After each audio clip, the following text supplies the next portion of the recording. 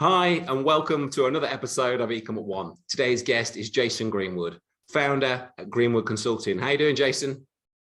Very, very good, and it's awesome to be with you. Thank you so much for having me on. No problem at all. We've got quite a time difference today, haven't we? I think we're looking at about a 12-hour time difference. I think Jason's getting ready to call it a day there, and I'm just getting on with it, just starting the day.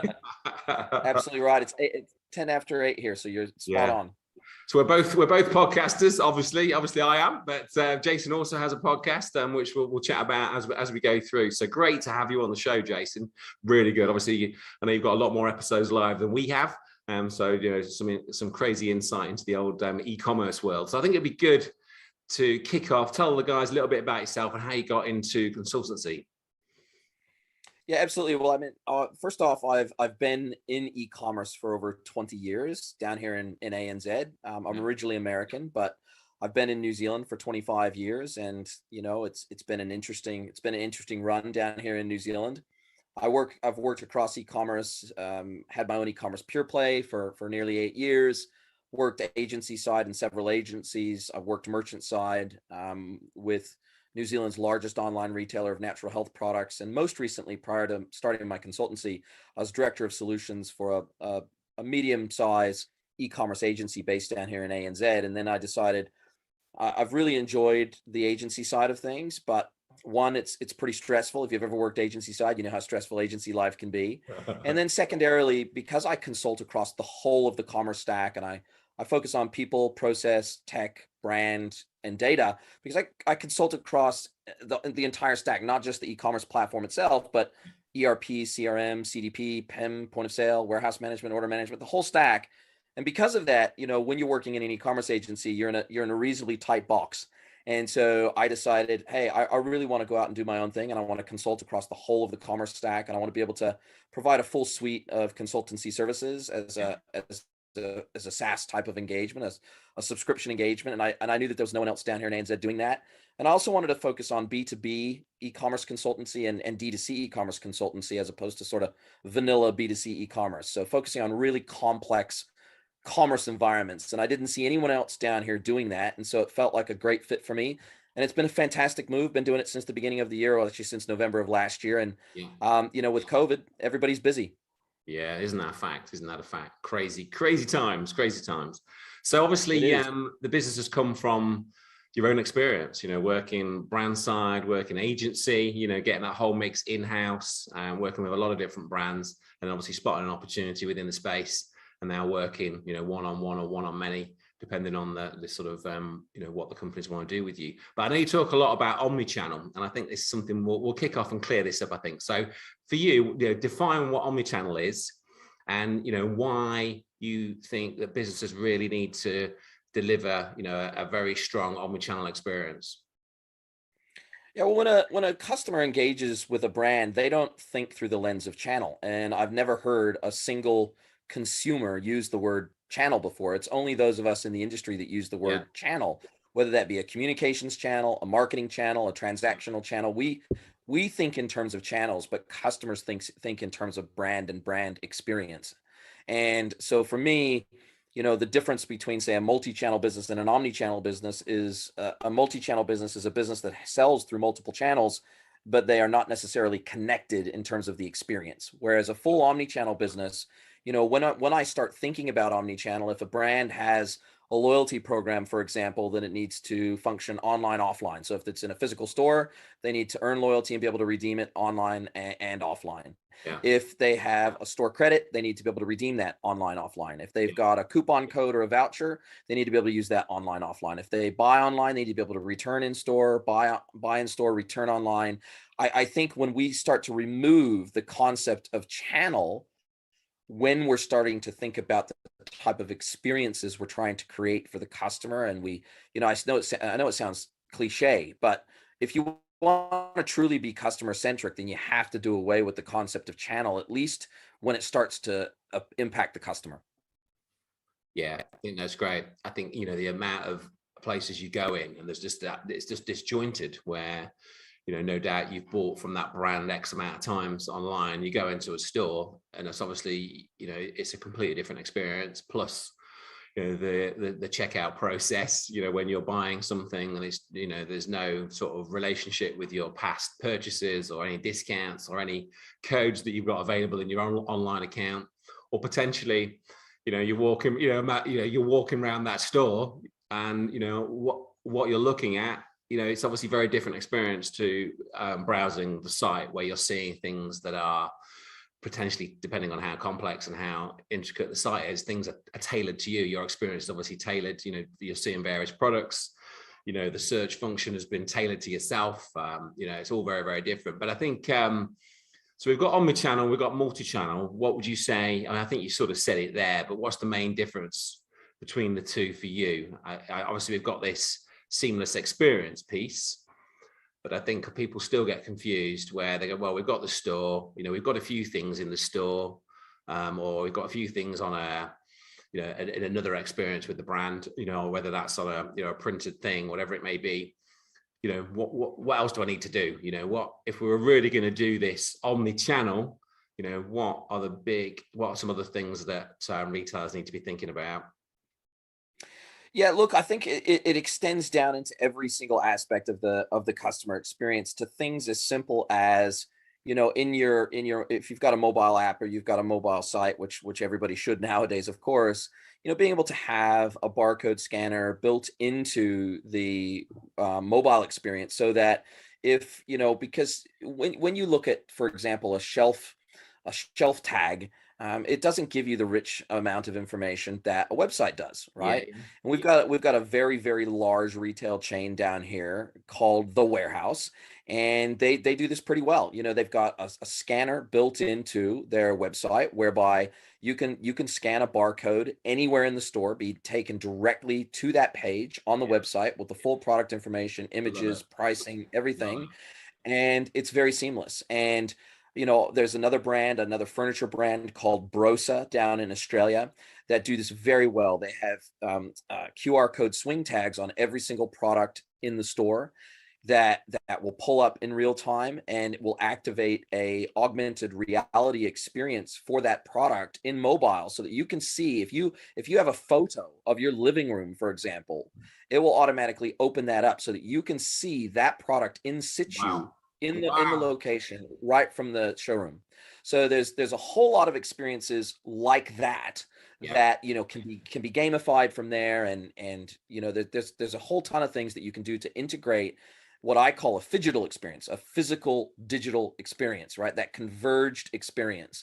And brands are starting to do that in lots of other ways too, in terms of the in-store staff with a customer experience platform being able to see everything that you had in your cart, everything that you've browsed, everything that you've purchased previously, as long as they recognize you, and as long as you authorize it, obviously through smart mirrors and things like that in store, you can have that connected to your online shopping cart. You can have that connected to the online experience, and vice versa, so that when a customer wants to continue their shopping online after they've left your store, there's a seamless way to do that, right? So that everything's in your cart right then and there, and vice versa. And I think that feels very much like the future we're going to, and we're going to get to a place where facial recognition and biometrics in stores become the norm. Now, I know a lot of people have privacy concerns about that, and obviously it'll have to be an opt-in scenario, but Cognito already, AWS Cognito already has the ability to house biometric information and link that to our identity and our email, and even our cell phone number, and our IMEI code on our phone, so to where all of that stuff can be linked together if we so choose. If we want to have that truly seamless experience, to where when we walk through the front door of a store, they know we've hit the front door of the store, and they know exactly who we are, so that they can give us that tailored concierge level of service in the store. And we're going to get to a place where we're, with location and beaconization in stores, we're going to be able to summon people directly via our phone. At the moment when you go into a retail store, if you're looking for a retail in a big box store, you got to wander around and try to find someone. We're going to get to a place very soon where via your phone, you hit a button and it summons them directly to where your phone is in store. So this is when I say truly omni-channel, I'm trying to discard now from, well, I always look at this through the lens of tech because I'm a tech guy, but to the customer, they don't care what the technology is that makes these experiences happen. They just care that they do happen. And that's where people like me and you come in to help businesses level up and get to this place. Wow, that was insane. That I'm gonna have to listen to that. So many cool things there. And you know the thing that I was I was thinking about, do you remember the film Running Man with Schwarzenegger? Yes. Yes. It's like 25 years old, and he's going either, I think he's like going through some shopping center or airport, and he's obviously, as he approaches a billboard, the billboard is changing based on him. It's scanned him, it knows what he watches, what he's into, his fitness thing, and then he's seeing an ad for something that's obviously relevant to him. That was 25 years ago, and that's very much an element of what you're talking about there. You're walking into a store, and yeah, it's just a brilliant scenario where you're walking through a store, the different tags depending on which technology stack that store is using, or that phone, that company, is it NFC? I forget the name. NFC, yeah, NFC, yep. NFC tags, and then within a couple of meters of where you're stood, and then you're getting alerts on your phone about different things and different offers around you that are literally within a few meters. I think, I was in the US probably 5 years ago, and I saw it in a couple of stores then, but it's not something I see too much in the UK, to be fair. I think we're definitely, I think we're pretty behind in that side of things, those sort of store experiences. But yeah, so many things there. I mean, just that, a simple thing, and just scanning a tag and seeing all that information, whether that's a QR code or some sort of scanner barcode, that's quite relatively straightforward, but I still don't see that in that many stores in the UK. I think that's something that I think early adopters here in the UK that have got looking to really push the omnichannel and focus on that.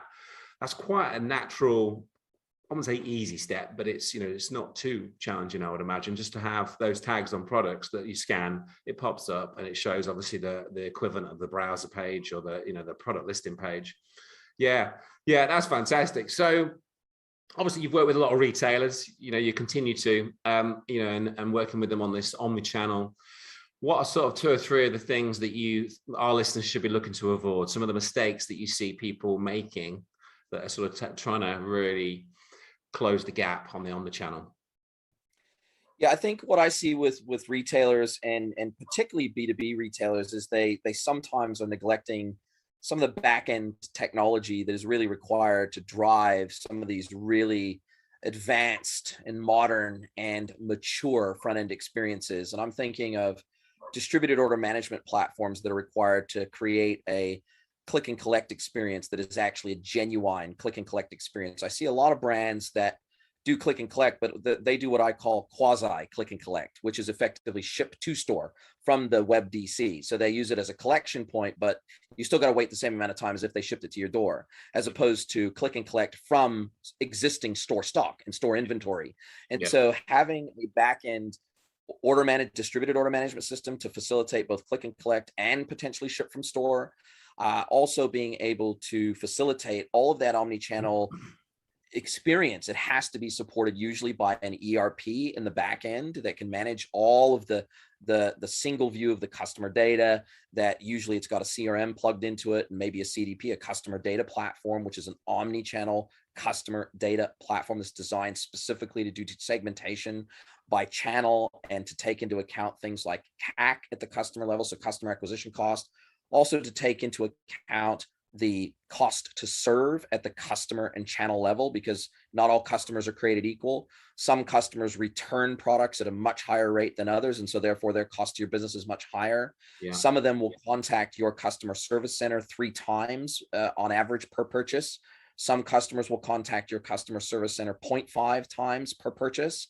So the net margin that a customer, even if they have the same lifetime spend with you or the same AOV, the same average order value with you, they might not have the same profitability to your business depending on how you acquire them, how difficult they are to serve, and how often they return products to you. Now, unless you've got back-end technology that's able to track all of this and at least capture that data in a meaningful way, and then plummet into other systems that are designed very specifically to manage this big amount of data, you're not going to have a bedrock, a solid foundation of technology to build upon. And certainly, the brand new mom and pop shop that's setting up on Shopify with a $200 theme, I'm not suggesting that they go and implement NetSuite tomorrow, because that's just ridiculous. But when you get to a place where you're doing $2-3 million per year across all your channels, you're starting very, very rapidly to get into a place where you need some pretty good back-end technology, some foundational technology that everything else can be plugged into and built out on.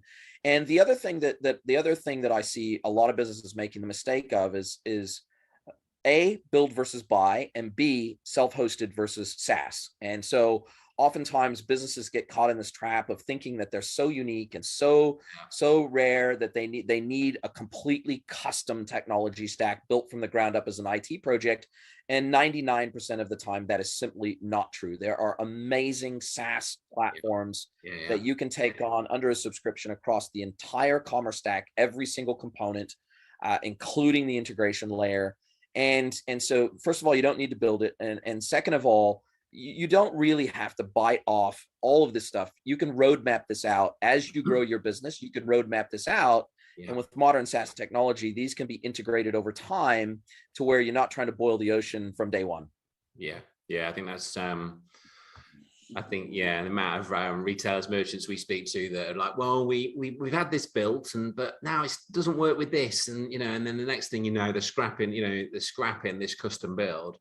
And I think they just think that they're so unique, and that goes across, a lot of different sort of, I think when they go from the million to 2 million to 10 million to 20 million, they think they're quite often quite unique. And maybe 10 years ago, they were more so, but now, there's obviously so many options out there for different, whether that's, warehousing, returns, whatever it may be. So I think something that's on my mind is, so we've got, obviously, we've worked and invested in our omnichannel experience, but as a bit of a data and ads guy, I'm thinking, well, okay, how are we gonna, what's the best way to track this, in-store, online, attribution, I think, is a real hot topic. When we're looking at ads, it's fairly straightforward. When we're in ads, which model we're going to use, if it's Google, etc. A little bit more challenging on Facebook now, but when we've got this omnichannel experience, talk us through that. What's your sort of experience of what attribution model would you focus on, would you recommend, and what sort of things should the guys be looking out for? Because obviously you've got this in-store, but you've also got this online mix. Yeah, look, I think with the impending death of third-party cookies and the changes to iOS in terms of privacy, attribution is going to become not only more difficult, but actually less important in many respects than the zero and first-party data that you collect on your own owned properties. Certainly, we can understand at least a blended CAC scenario across most of our marketing channels. That's pretty easy to still do. We can understand, even Google themselves is moving away from last click attribution as the default in their platform. They're moving to the multi-touch attribution. And so as long as you're plumbing your data into Google Analytics properly, that will be calculated in Analytics natively out of the box. So that's the first kind of most basic layer altogether. And then we have modern CDPs, and we have modern customer data platforms. So whether that's Segment, whether that's Lexer, there's a number of very good, CDPs have exploded in popularity over the last 18 months to where there's many CDPs out there, and the majors, including Salesforce, have acquired multiple CDPs for their customer 360 tech. Almost every omnichannel platform now either has a CDP or has it available. And what a CDP allows brands to do, unlike ever before, is to capture and track and segment based on zero and first party data and make much better use of that first party data. And as a result of that, what that means is that instead of your marketing automation platform like a Klaviyo doing all of your segmentation, you're now going to be able to do segmentation in an omni-channel way, because Klaviyo, as it's natively integrated with most e-commerce platforms, it only does segmentation based on web data. It only does segmentation based on e-commerce data. If you want to do segmentation based on omni-channel data, then you need an omni-channel ready platform to do that. And all of your good CDPs are omni-channel ready. And so they will take data out of your ERP, for example.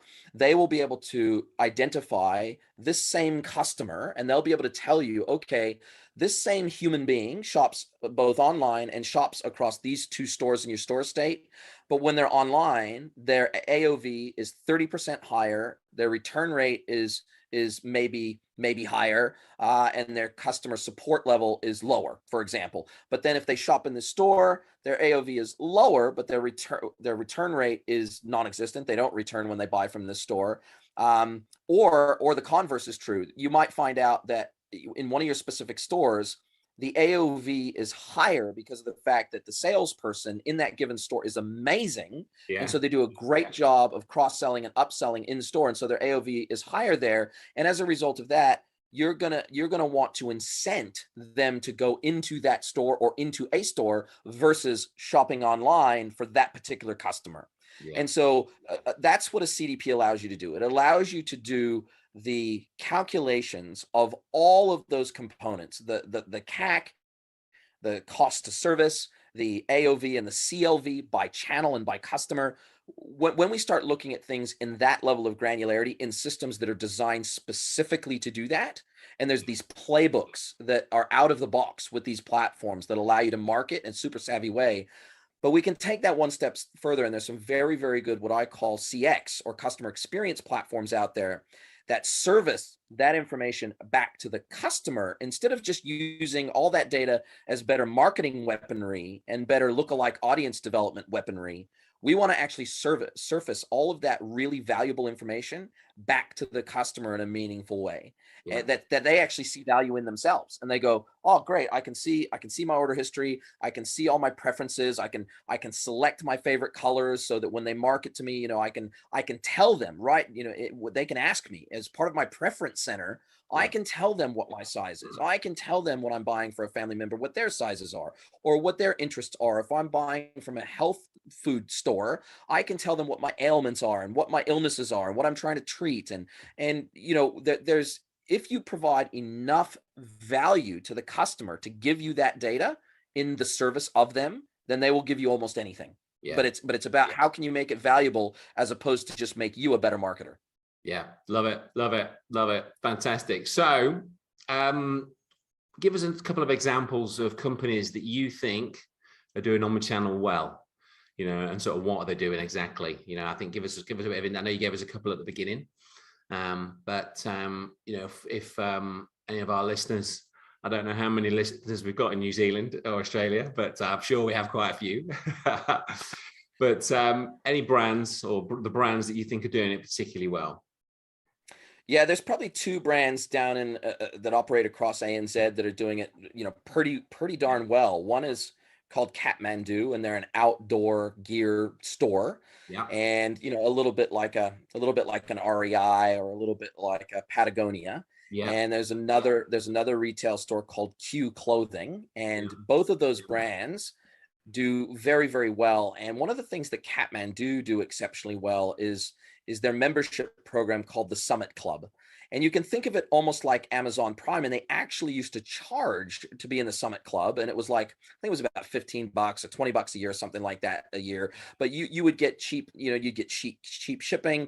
You would get early releases and drops. Yeah. When a sale came on in store, Summit Club members always got first pick. You got 2 days in advance of it opening up so there was a lot of benefit to being a member of the Summit Club. And now they've actually dropped the cost altogether. So all you got to do is give up a certain amount of data to them, and you basically just get your membership. You just get your digital membership card, and it gives you a digital QR code right in your account that you scan when you go to check out, and all of a sudden all these benefits start accruing to you. So it goes beyond your typical spend, earn, spend loyalty program, and it actually has some quite tangible benefits associated with it, other than just earning points that give you a discount. There's a lot more tangibles to it. And when you talk about Q Clothing and their ability, because they're running in Marcy's and they're running some other omni-channel tech, and they have that fully converged experience where it's everything is online, offline. So buy in store, return online, vice versa, click and collect, ship from store. Basically everything to do with every touch point is fully omni-channel with their business. So there's not that many that are that well integrated. There just isn't. You know, Myer, which is another massive department store down in Australia, they've done some amazing things with what's called their Myer One program. And again, that's a loyalty program that doesn't cost you anything to join. And you can they even offer credit card and a whole bunch of other things. But again, they're like Kathmandu in that they're trying to bring some seriously tangible benefits to that program to give you, to incentivize you to hand over more and more data about your preferences in exchange for a better experience. Yeah, no, I love it. I went out to a shopping center at the weekend for the first time in gosh knows how long, and it was, I have to admit, it was just so nice to go back into shops. Obviously, literally daily it's been an online order of some description for the business or personally, and then to be able to go back into retail stores. Obviously I've been in a few, of course, but like to a proper shopping center, going to all the big brands, all the independents, spent about 5 hours in a shopping center. And I came back, I was exhausted. I'll be honest. I was like, wasn't used to the experience sort of thing. It's been some time, did about 16,000 steps walking around the shopping center, had a nice lunch, and, I took my son and his friend and my wife, and, we had a really good, but just that, just walking around the shops and trying different things on. And it was just lovely. And I think, I could see that, a lot of brands were, they had an element of this omnichannel, but, listening to you, there's a long way to go, isn't there? I think for a lot of brands. And I think, when we referred to the running man, he gave us, Schwarzenegger gave us a glimpse of what's to come. But what would you say, if we're sat here, we won't do a 25-year thing, but if we were to sit here in, even, I don't know, probably 3 years time, give us a glimpse into the future. So, you're a retailer, merchant, you've got your 20 stores, whatever it may be, scattered around a country or around a town, wherever it may be, city. And you've got obviously the e-commerce side as well. What sort of things do you see coming through? What sort of things should our listeners be on the lookout for? Our really progressive listeners that are really pushing the boundaries. What should they be looking out for? What should they be maybe testing out very soon? Yeah, that's a very good question. And I think for me, I still see so many of the retailers that I'm talking to, B2B, B2C, doesn't matter, that really don't even have the basics down right. And they don't have a back office system that would allow them to take advantage of some of the new technologies such as AR and VR and some of the AI tech that's coming out. Yeah. They don't have the absolute bare bones basic foundations. They're running an ERP that's 20 years old, that's not flexible, that's rigid. It takes a developer even to set up an API connection to it. We're talking really a lot of more than we would like to admit many times, have super old legacy technology that is rigid, inflexible, and it's totally unscalable. Yeah. And so what we start thinking about, when we start thinking about commerce everywhere, right? Yeah. Most businesses today can't even operate in an omni-channel world where they've got a website, they've got a retail store, and maybe they want to sell on a couple of marketplaces, and maybe they want to list their products on a couple of shopping comparison websites. Yeah. And they can't even adopt that, because to adopt a new channel into the business takes a year and it costs $100,000. Yeah. So for me, I'm all about the shiny stuff. Don't get me wrong. And I could talk forever about, the rise of e-commerce marketplaces and the rise of social and contextual commerce and the connectivity that all of these platforms are creating, and the new TikTok shopping that's just been released out of beta and is now available to everyone, and every e-commerce platform is building out an integration to it. And I could talk about all that stuff, and largely that's going to go over a good percentage of the audience head, simply because they're going, well, that's fantastic, but I don't even have a system to plug into that. I don't have a system that I can even trust my in-store inventory. So I can't even implement click and collect because I don't trust my in-store inventory. We do a stock take once every 12 months and that's it. Yeah. So there's some foundational stuff around getting their inventory counts correct, getting RFID tags on every single item in the store, getting digital shelf tags in place. There's some real simple foundational stuff that lots of businesses need to do before they start thinking about the future of commerce and auto replenishment and smart fridges and smart pantries and smart clothes that are going to automatically reorder on your behalf. Or when your car comes up to an oil change, it automatically makes a purchase via EDI to your local auto parts store, has the oil and filter sent to your local garage, automatically books it in for you, and then tells you when your booking is to drop your ar in. That would be handy. That would be handy. I had to make that phone call yesterday to book my car in for a service. It's a fairly new car. That would be, absolutely. Yeah. Okay. So that's all coming. That's all coming, and it's all possible. And you look at Tesla, and when it books itself in, now it's got its own auto booking service, all built into new Teslas. And there's some really, really cool stuff that's coming, but those brands are not going to be able to participate in those experiences if they don't have the technology that will support the rapid onboarding of new channels. So we've got to look at your tech, guys, and think where are the holes, just that basic inventory thing that I know is on everyone's mind when they've got multi-channel, as Jason said, where, your stock levels are wrong, or you do that stock take every, not that often, then it's like, we're missing 40 grand's worth of stuff, or whatever it may be.